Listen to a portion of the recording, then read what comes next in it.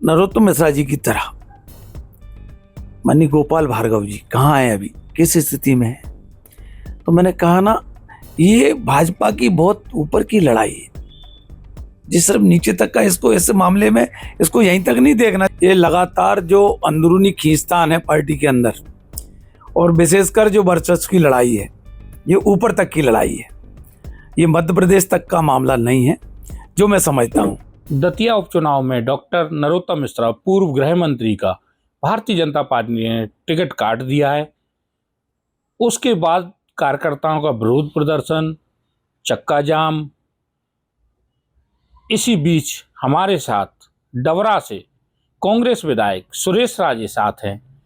आइए हम जानते हैं उनसे कि ये पूरी सियासी मायने क्या हैं, चंबल अंचल पर इसका क्या प्रभाव पड़ेगा। सुरेश राजे जी, ये पूरा घटनाक्रम हुआ, इसमें क्या मानते हैं, ये भाजपा की रणनीति है या फिर क्या इसके मायने रहेंगे राजनीति में, जो पूर्व मंत्री का टिकट काटा है और वो आपके डबरा के ही रहने वाले हैं? देखिए प्रोज जी, जहाँ तक सवाल है तो ये भारतीय जनता पार्टी का कोई आज का मामला नहीं है। ये लगातार जो अंदरूनी खींचतान है पार्टी के अंदर, और विशेषकर जो वर्चस्व की लड़ाई है, ये ऊपर तक की लड़ाई है, ये मध्य प्रदेश तक का मामला नहीं है जो मैं समझता हूँ। और ऐसी स्थिति में वैसे कोई भी चुनाव आसान नहीं होता किसी भी तरह का, लेकिन मैं समझता हूँ कि ये कांग्रेस को एक जो है ऐसा अवसर मिला है जिसका लाभ कांग्रेस को निश्चित रूप से मिलेगा। जी, क्या आपको लगता है कि ये भाजपा ने जो प्रत्याशी को चेंज किया है, बदला है, तो ये हार के डर से बदला है? नहीं, देखिए, इसमें मैं समझता हूं दोनों तीनों तरह की चीजें हैं जो हमारी समझ में आता है। हार का डर उन्हें क्यों होगा, वो तो सरकार में बैठे हैं, उपचुनाव है, और ऐसा नहीं है कि सभी उपचुनाव सरकार जीतती हो। कई उपचुनाव, कई उदाहरण देश के सामने है, और प्रदेश में भी है कि उपचुनाव सरकार हारी भी है। लेकिन जिस तरह से भारतीय जनता पार्टी में ऊपर से नीचे तक उथल पुथल है, सिर्फ यहीं का नहीं बदला है। आप जरा कल्पना करो, जो भारतीय जनता पार्टी के राष्ट्रीय अध्यक्ष हैं, बिहार जिन्होंने खुद की सीट जो छोड़ी, वहां भी तो ये उलटफेर किया है। तो ये कोई छोटी पूरी घटना नहीं है, और मैं समझता हूँ भाजपा का ये कोई अचानक प्लानिंग नहीं है। इसकी योजना भाजपा ने बहुत पहले से बना रखी थी, और उसकी भनक मैं समझता हूँ भाजपा ने अपने कार्यकर्ताओं तक कोई एहसास नहीं होने दिया। ये भाजपा ने जो किया तो अचानक नहीं किया है, ये पूरी सोची समझी रणनीति के तहत किया है। बिल्कुल। तो ये पूरा कांग्रेस के अवसर मान के चलेगी इसको। अब कम से कम कद्दावर जो नेता थे नरोत्तम मिश्रा, तो उनका टिकट कटा है, तो अब ये कांग्रेस के लिए तो अच्छा समय नहीं, मैं समझता हूँ, देखिए, चुनौती तो तब भी थी, चुनौती तब भी थी, और चुनौती आज भी है। कोई भी चुनाव चुनौतीपूर्ण नहीं मानना, ये किसी भी दल के लिए घातक हो सकता है। हाँ, इतना जरूर तय है कि जितनी मेहनत, जितनी मशक्कत कांग्रेस को तब करना पड़ती, वो तमाम चीजें आज कांग्रेस के फेवर में हैं जो कल तक अनफेवर दिख रही थी, और इसका लाभ निश्चित रूप से, और हमें लगता है कि इसका लाभ हमको मिलेगा, निश्चित रूप से मिलेगा। बस ये है कि हमको चुनाव को हल्के में तब भी कांग्रेस को नहीं लेना चाहिए। तो ये नरोत्तम मिश्रा पूरे संभाग में नेता थे और सेकंड नंबर के प्रदेश में माने जाते थे 2023 के पहले, तो इसका क्या पूरे चंबल संभाग पे भी कुछ असर मान पड़ेगा? देखिए प्रोज जी, अगर सिर्फ इसको इसी नजरिए से देखने की बजाय पर थोड़ा ऊपर भी देखें तो आप समझ लो कि इतने वरिष्ठ नेता, इतने वरिष्ठ मंत्री, बिल्कुल डॉक्टर नरोत्तम मिश्रा जी की तरह माननीय गोपाल भार्गव जी कहाँ हैं अभी, किस स्थिति में है। तो मैंने कहा ना, ये भाजपा की बहुत ऊपर की लड़ाई है, जिस सिर्फ नीचे तक का, इसको इस मामले में इसको यहीं तक नहीं देखना चाहिए कि दतिया तक का मामला है। अब ये लड़ाई बहुत ऊपर की है। और फिर मैं अपनी बात को दोहराऊंगा कि एक ऐसा अवसर भारतीय जनता पार्टी ने कांग्रेस पार्टी को दिया है। अब जनता भी चाहती है, ऐसा नहीं है, जनता हर चीज से परेशान है। वे भारतीय जनता पार्टी की एक भी नीति बताओ, आप डीजल पेट्रोल से लेकर, और जो सबसे उच्च स्तर का मामला होता है सोना, जो बिटिया की शादी में आज 1 तोला सोने की 4 चीजें अगर भी गरीब बनवाएगा तो वो कहाँ है। दूसरा आ जाओ अन्नदाता, तो अन्नदाता की क्या स्थिति है हमसे बेहतर आप जानते हो।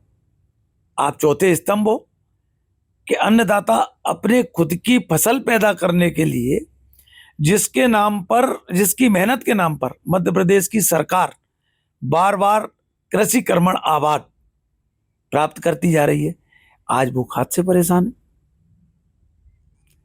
जो खाद 270 रुपये और 250 रुपये में मिलता था, आप विश्वास नहीं करोगे पुरोहित जी, किसान हमसे आकर वो करते हैं कि विधायक जी 500 रुपये में वो कट्टा हमको उपलब्ध हो रहा है ब्लैक में, लेकिन वही खाद हमको 250 पौने 300 रुपये में नहीं मिल रहा।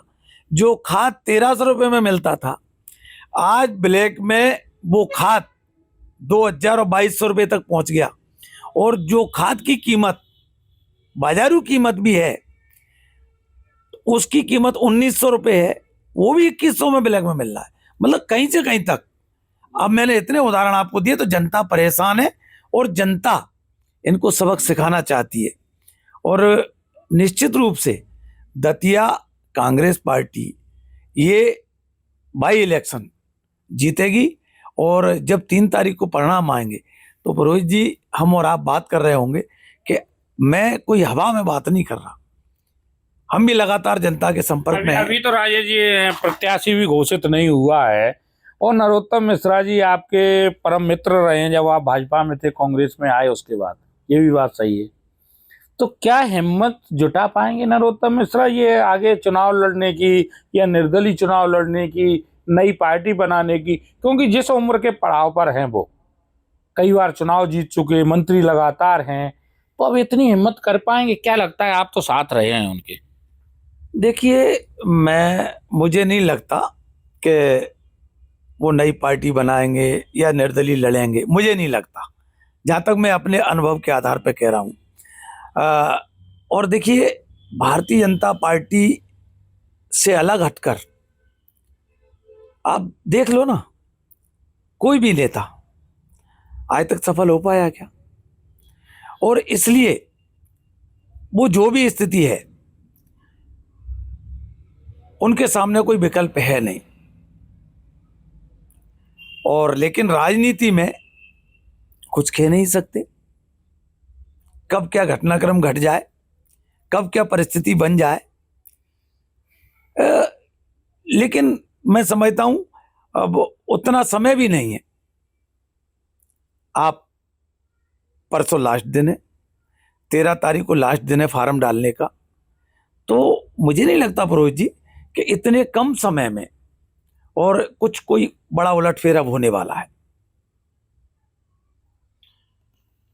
दतिया की जनता अब ये जो भाजपा का फैसला है इसको लेकर, या जो जन समस्याओं को लेकर, किस आधार पर वोट देगी अब आपको आने वाले चुनाव में? देखिए, जहां तक जन समस्याओं के समाधान का मामला है, तो वैसे भी भारतीय जनता पार्टी या सरकार में है, तो समस्याओं का समाधान करने से तो कभी किसी ने रोका नहीं। कि रोका है, ये तो आपकी इच्छा शक्ति के ऊपर है कि आप समस्याओं का समाधान करना चाहते हो कि सिर्फ चुनावी वादे करना चाहते हो। तो अब देखिए, वादों पे तो जनता भरोसा करेगी नहीं। भारतीय जनता पार्टी के वादों पर तो जनता भरोसा करने वाली है नहीं, क्योंकि वादे ही कर करके तो जनता इस हाल में पहुंची है। वादे तो आपके रहेंगे, फैसला तो वो तो टिकट चेंज कर रही है, फैसला कर रही है। देखिए, हमारे वादे तो जनता के लिए संघर्ष करना, और हम वादे वही करेंगे जो हम जनता की लड़ाई लड़ सकते हैं, हम जिन्हें आने वाले समय में पूरा कर सकते हैं। भाई, चुनावी वादे या खोखले वादे करने का तो कोई मतलब नहीं है। वादों के बीच में क्या लगता है, आपका अभी प्रत्याशी भी नहीं आया है, प्रत्याशी लगभग कौन हो सकता है ये भी हमें बताएं, हमारे जो दर्शकों को एमपी तक के, और ये भी कि लगभग कितने अंतर से कांग्रेस अब जीतेगी अगर नरोत्तम मिश्रा टिकट चुनाव नहीं लड़ते हैं, तो क्या लगता है आपको, आपकी पार्टी आशुतोष तिवारी को हरा पाएगी क्या? नहीं, निश्चित रूप से भारतीय जनता पार्टी, मैं समझता हूं, इस उपचुनाव में चुनाव हारने जा रही है। अब कितने अंतर से जिताएगी ये तो जनता जनार्दन है, लेकिन निश्चित रूप से कांग्रेस के प्रदर्शन आशा के अनुरूप रहेगा, और जनता भी चाहती है। देखिए, जनता बदलाव की बाट जो रही है, अब वो बदलाव प्रदेश की जनता किससे चाहेगी? जो सत्ता में उसी तो बदलाव चाहेगी। इसलिए मैं फिर कह रहा हूं कि ये दतिया की जनता है, इसके मर्म को समझना हर किसी के बस का है नहीं। और लेकिन अभी तक जो हालात बने हैं और जिस तरह का माहौल है, जिस तरह के इनपुट निकल कर आ रहे हैं, जो रिपोर्ट हमको हमारे कार्यकर्ता दे रहे हैं, उसके आधार पे मैं फिर दोहराऊंगा कि किसी भी चुनाव को हल्के में नहीं लेना चाहिए, और विशेषकर कांग्रेस को तो नहीं लेना चाहिए।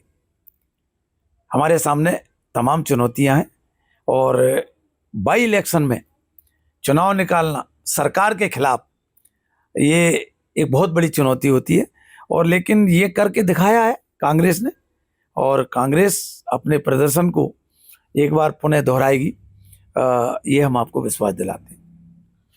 बिल्कुल, जिस तरीके से देखा कि दतिया का चुनाव कांग्रेस चुनौतीपूर्ण ढंग से ही लेगी, वो हल्के में नहीं लेगी। जिस बीच भाजपा अभी फैसले पे फैसले कर रही है, जिस तरीके का जनता का मर्म समझ में नहीं आया है, लेकिन अभी तो जनता भाजपा का मर्म समझने में लगी है कि वो किसको काट कर किसको टिकट देती है, और जिस तरीके से आंदोलन चल रहे हैं और अपने अपने पदों से इस्तीफे दिए जा रहे हैं, उसके बीच में आने वाला जो 3 तारीख होगी, फैसला क्या होगा, किसके पक्ष में जाएगा, ये तो समय ही बताएगा। 30 तारीख की वोटिंग ही उस पर सील लगाएगी। सर्वेश पुरोहित, एमपी तक, ग्वालियर।